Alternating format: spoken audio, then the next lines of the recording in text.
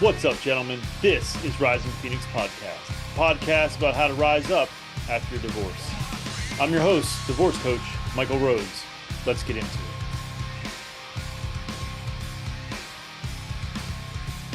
Hello and welcome to the show. This is episode 154.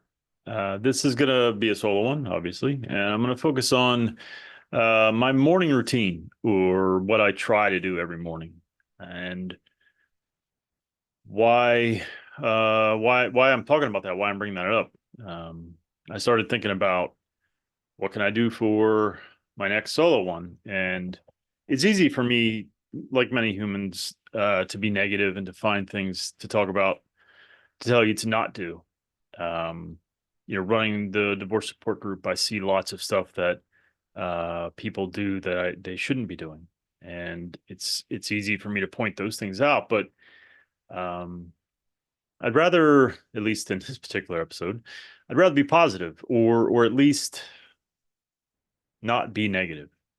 So, but let me talk a little bit about sort of um, why I developed this, and how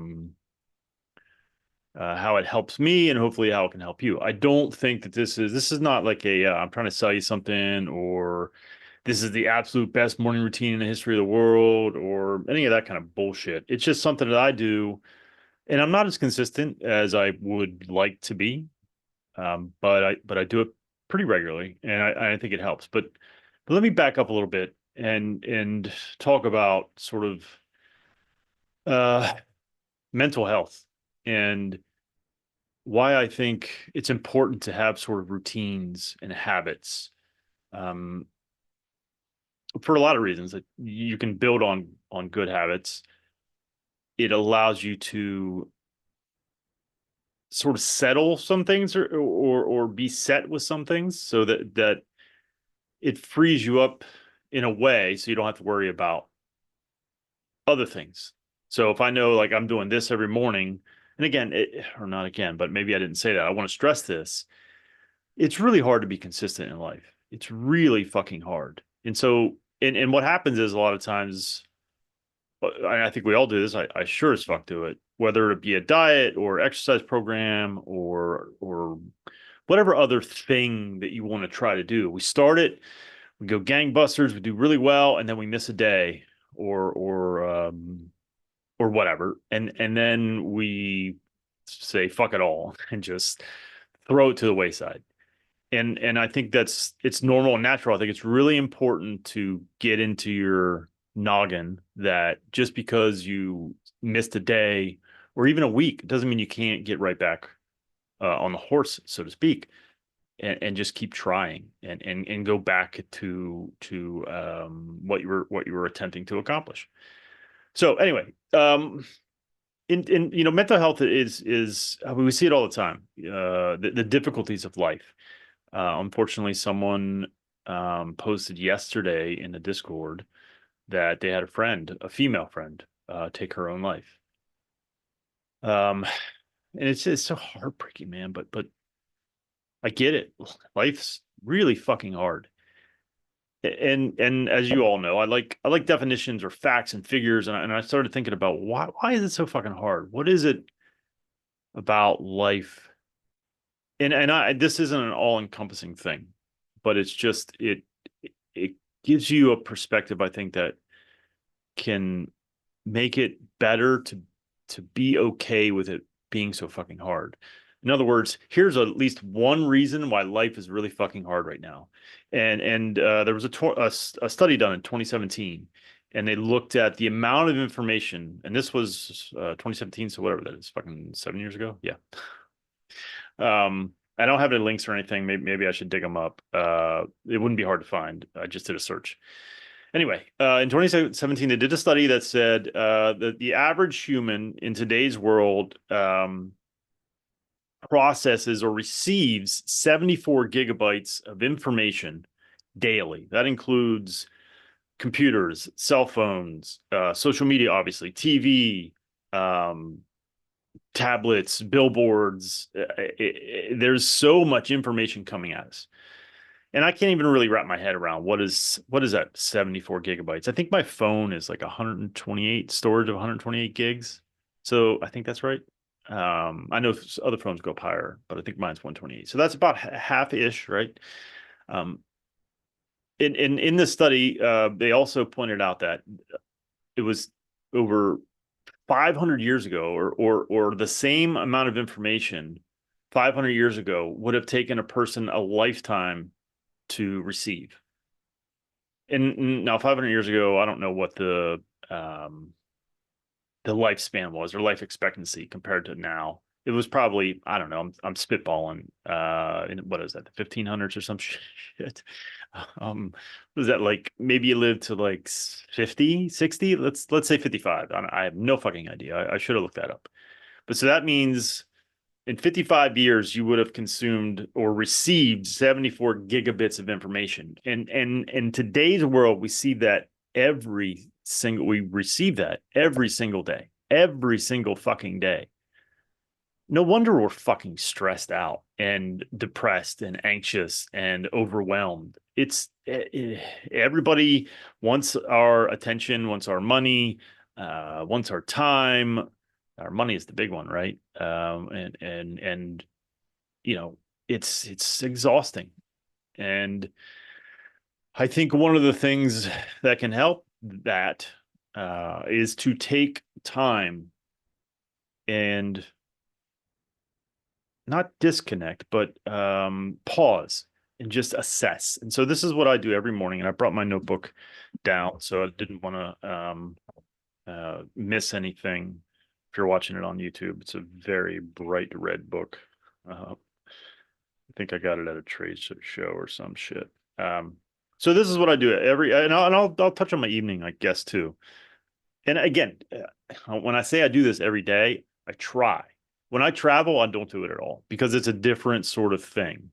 When I travel, I'm traveling probably to see customers, so I got meetings. I know I got to hit those meetings, and I probably should be better at determining what I need to accomplish in those meetings. But that's another discussion. Who gives a shit? I'm just talking about my day to day, and I do slack off on doing this on weekends as well. But I'm trying not to. I have found that throughout my life, I'm very good at being focused during the week, and then I let all things go to shit on the weekend, like eating, drinking, all those things. Like I rarely drink during the week. I mean, very rarely. Even if I go out to dinner, it's and anymore. I'm not saying I'm done drinking because I drank on Saturday night. But I'm much less interested. But sometimes, again, I drank on Saturday night. So anyway, I try to do this every day. So what I do is I get up in the morning and I put the date and I put start of day. And I ask and I don't remember exactly where this has come from, where I developed this. I don't know if I don't think this came from a specific person, place, or thing, or book, or whatever. This is something I just developed, and it helps me. Anyway, and then I ask myself, where am I mentally? Where am I? How am I doing? I check in with myself. How am I doing? Typically, it's okay. I'm okay, or it's I'm frazzled, or I'm sad sometimes. And this is important because I think it allows you to then, and I'll get obviously to more of it, but it allows you to then you know where you're at. And if you don't like where you're at, and I'll get to that, then you can take some steps. So I ask myself, where am I mentally? Where do I want to be? And that's important again because not every morning is the same. Some mornings you want to be more focused. Some mornings, and that's what I have. 8:23. I want to be more focused. 8:25. Did I write that one? Well, for whatever reason, that was my end of day. 8:25. Okay. And where do I want to be? Again, focused. I want to give an example so it doesn't look like I'm talking out my ass, where I don't just say okay and focused. Here's okay, but I want to be more centered. What does that mean? It's a similar thing to focus, but I think it's just more calm and peaceful. So focus is one that comes up often because it's my work day. I want to get some shit done. I got to focus. There's another centered. Trying to see if there's any other that are. There's focused again, centered. And again, this is for my work day, so that's probably why. That's sort of a theme, if you will. Yeah, focused. Okay, so then I say, okay, that's where I want to be. What do I need? And so sometimes I need a meditation. Now I'm not talking about sitting around for 20 minutes and going, oh, I'm talking about putting on a fucking 5 minute quick meditation with earbuds in and just relax and just uh decompress or just pause and just focus in a way, right? You focus on your mind, your breath, whatever the meditation does. You focus on meditation, but sometimes, I mean, that has nuance to it. So, but that allows me to become focused because okay, I'm centered, I'm calm, I'm focused. Now, is it foolproof? No, of course not. Sometimes, I could get done the meditation and then the phone rings and it's, a customer with an issue or a boss that wants to bitch at me. So this isn't foolproof. Again, I'm not saying this is going to change your life. It might, but this isn't some kind of bullshitty thing. This is just what I do. Um, and so anyway, so you check in with yourself. Where am I? Where do I want to be? And then what do I need to get there? And then you can start taking some actions. The last two things that I do, I don't always do the last one, but I always ask myself, where's my body? Because I do think it's important to check in with your body. And again, often it's okay. Sometimes it's heavy. Sometimes it's you know, achy or what the fuck ever. I think most of the time it's okay. Sometimes I feel heavy. And then I'll say sometimes I will. If it's okay, I don't do anything. But if it's like, say I feel heavy or stiff, then what can I do? I can go do a quick 10-minute yoga. I can go take a quick minute walk. And so again, this allows me to go, okay, where am I at? Now I don't say what do I need because in general, I think you want your body to just be relaxed, right? Status quo-ish or whatever. Well, I guess maybe not status quo if you're stressed the fuck out, but I don't think I need to identify where I want to be in my body because I generally feel like I just want to be okay, whatever that means, right? Where there's nothing really overly bothering me. And as we know, checking in with the body is important for your mental health. There's that mind body connection. And I know it definitely sounds weird. And I've probably said that it sounds weird 900 times, but it does. It's a weird thing. But it is important, I think, because the experts tell us it's important, number one. But number two, I definitely think that like the when stress crops up, I can feel it in my body. And so it's important then for me to check in with my body. And then maybe I need something in addition, maybe not just a meditation. Maybe I do need a walk or a quick yoga session, which I haven't done in months. But anyway, that's how I start my morning. Not every morning. Let me keep going because there is a little bit more. Then I put a to-do list, just a quick to-do list. Usually 3 items. Sometimes this morning it was a lot more. I think I got up to 5. Because there's so much shit to do. And usually I focus on work and just some specific stuff, whether it be, get my emails down by 100 because I have so many fucking unread, or finish a project or submit a bid or whatever it is. It's usually 3 things. And then based on a book that I read, Organize Tomorrow Today, I think I've mentioned this before. I star one of those 3 things. Like, this is the one thing I really want to get done today. And I star that thing. And if I get that done, you got that sense of accomplishment, right? That you did something. Super good for your self-esteem to get shit done. The last thing that I do is I do have a gratitude journal. It's I get a notification 8:30 a.m. every morning to go on my phone. There's an app. I can't remember. I got my phone right here, so I can look that shit up. I can't remember the name of the app, but I'll tell you in a second. I think it's just called fucking Journal. It's a yellow icon, and it just says Journal. Yeah. So it's like a yellow with a triangle. I'd show you, but I don't want to. I go in there and I take 3 things out that I'm grateful for. Sometimes I put the reason behind it. Sometimes I don't. And then it'll ask me. I went through the exercise this morning, so let me take a look at. Can I look at what I did this morning? Yeah, okay. 3 things I'm grateful for. What will I do to make today great? What I almost always answer, not always, but 99% of the time, get shit done. That's what will make today great. just for me, there's nothing better than getting some shit done. And there's no shortage of shit to get done for me in my life. Partially because I'm a single father, even though I only have them half the time, I got to worry about laundry and dishes pretty much every single fucking day of my life, or at least it would be good if I was doing it every single day of my life. It's never ending. As if you have kids, I mean, if you don't, you still got to fucking, unless you buy paper plates or whatever, and have a unlimited budget where you can buy all the fucking clothes in the world. Those things are always on my radar, so to speak. So get shit done is sort of my mantra, I guess, or my path to making a day successful. And then the last one, it'll ask for daily affirmation. And usually what I say is I'm resilient. Sometimes I say I'm strong. I try not to get too complex with this shit. Um, I don't want to say it's like checking a box, but it kind of is in a way, but it's a good box to check. You know, I'm looking at things that I'm grateful for. Some mornings it's a struggle for me to be like, I don't know, I really like coffee, but I mean, coffee is pretty fucking awesome. You know what I'm saying? So you don't have to make it so in depth. You don't have to spend a ton of time. If you want to, if you need a walk, take a 10-minute walk. If you need a yoga, do a 10-minute yoga session. If you meditation, do a 5-minute or whatever you want to do, but it doesn't have to be these big grandiose things that I don't have time for that bullshit. Now, I'm just as guilty as anyone of saying I don't have time for that. Trust me, but we have more time than we think. It's just that sometimes because of 74 gigabytes of information every fucking day, we're wore the fuck out and we just want to sit on the couch. At least that's for me anyhow. Maybe I'm wrong. And I'll follow it up with, and that's it. That's what I do every morning, or almost every morning, ish.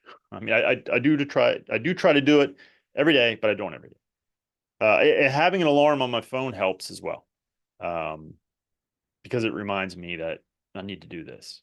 The last piece of this is then at the end of the day, right? I'll do a recap, so to speak, and that is a lot simpler. And it's just, what did I get done today?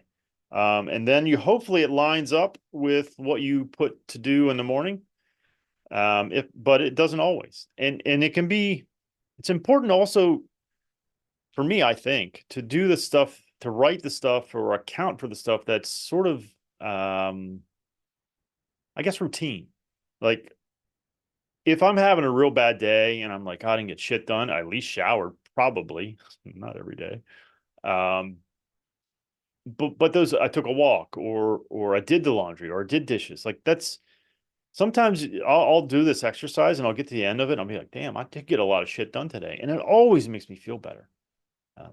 So I think it's important it sort of puts a bow on it. And then you can also, what I also sometimes do when I do end of day is what am I going to do tomorrow?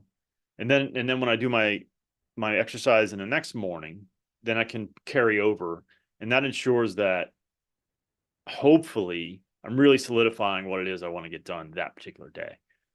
And that can change from you wake up in the morning and think, oh yeah, fuck, I forgot about this thing I absolutely have to do. So, but again, it's just about taking the time to just pause, I think, and assess, where am I? How am I? What do I need? And that's so critical, because then it allows you to take specific actions that address your specific, I don't want to say issue, but maybe issue or problem or situation. If you don't know where you're at, it's just like that cliche or quote or whatever the fuck it is, whatever you want to call it, where, if you don't know where you are, how the fuck are you going to know where to get to where you want to go? Like, you have to know where you are first. And of course you need to know where you're going. But if you know if you say, I want to be mentally healthy, but you don't assess where you are, how the fuck you know what steps you need to get to where you want to be? So that's why I think this is critical. And again, you don't have to do it every single day. You just don't. The majority of the days, whatever the fuck that means. But if you know that if you're having a rough morning, you know that you can go to this exercise and take the time to pause, assess, and then make a plan. This is what I'm going to do. And then when you get that plan done, for me, I think I said it, I'm repeating myself, but there's nothing better than getting shit done for my self-esteem. I don't think for anybody's self-esteem, because it has nothing to do with anyone else.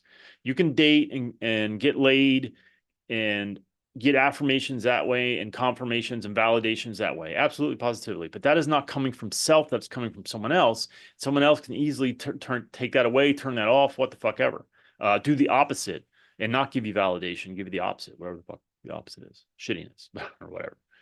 So this is self-esteem. This is shit you're doing for yourself, by yourself, and that raises self-esteem, at least in my view. So I think that's all I got. As you can see, the studio has not changed. It will. I hope in some ways this is the last time that you'll see at least a solo episode with this studio in this configuration and how it looks currently. There is another one coming out next week. Super excited about that one. I don't know if I mentioned this. I know I posted about it, I think in Divorce Support for Men group. I interviewed, there's a psychologist. Oh, and this is terrible. I can't remember her name. Oh, that's shitty.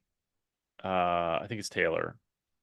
She's a therapist and she reviews rock videos and comments on them from like a psychological point of view. I feel like I said this shit, but maybe I didn't.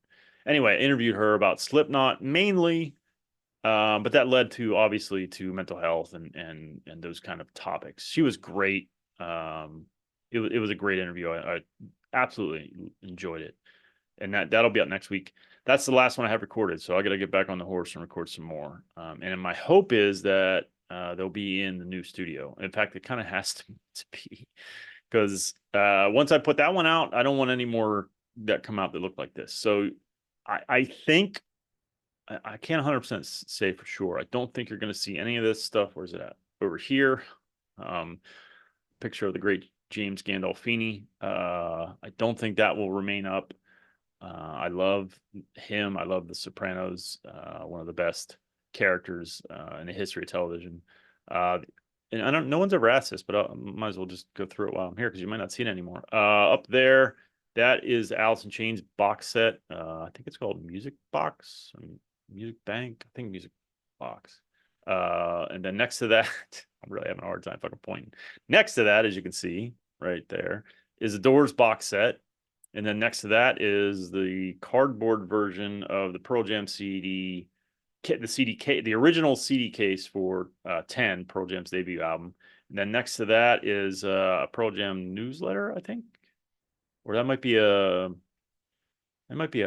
single, a 45 that the 10 Club, Pearl Jam's fan club, which I'm not a part of anymore, used to be, sent out a long time ago. Of course, then there's this side is my guitar. It is a Les Paul, but it's an Epiphone. It's not the super expensive Les Paul. And then down there, here, there, that way, it's a bunch of different books, including, I can see in there, John Kim's Single on Purpose. So anyway, so I think that stuff will I'm hoping the studio will be changed for sure by the time you see the next solo one, and I think all that stuff's going to go away. I don't know what a high percentage. I know what I'm going to put.